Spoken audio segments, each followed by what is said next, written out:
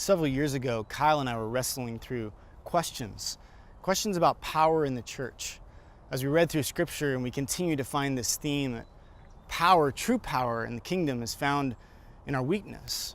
We were struck by how antithetical this felt to much of our own movements and power in ministry, much of what we saw going on in the church around us.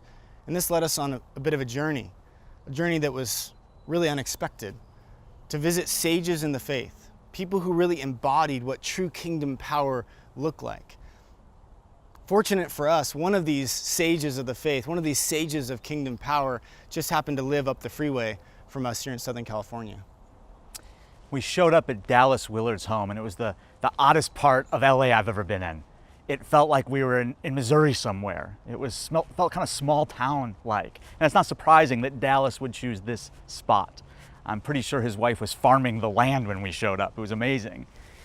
And as we spent time with him, I remember what struck me so powerfully as a seminary professor, as someone who's given himself to do spiritual formation in the classroom. I remember Dallas looked at us at one point.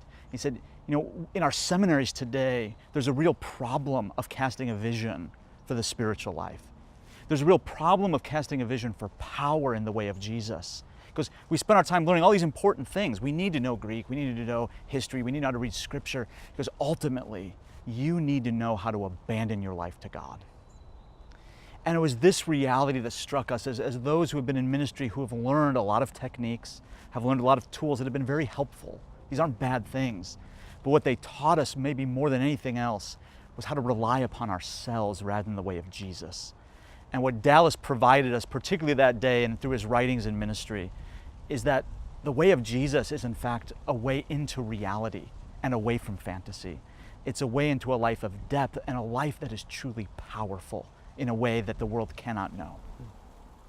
It wasn't but a year later that I had an opportunity to go to Dallas's final conference. And I can distinctly remember kind of all the lead up to this conference was talk about Dallas's legacy.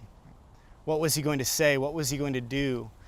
Everyone knew that he was wrestling through serious and significant health issues, and this would probably be his final opportunity to share words of wisdom. And what struck me in his final session was what he chose to do.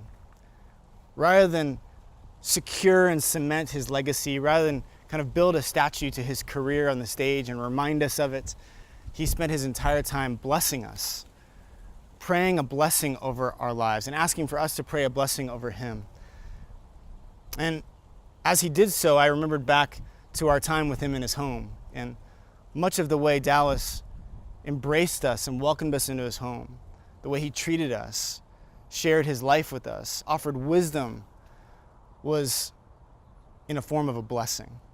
And even today, Kyle and I, as we continue to move forward in ministry, we hold the blessing of Dallas in our hearts.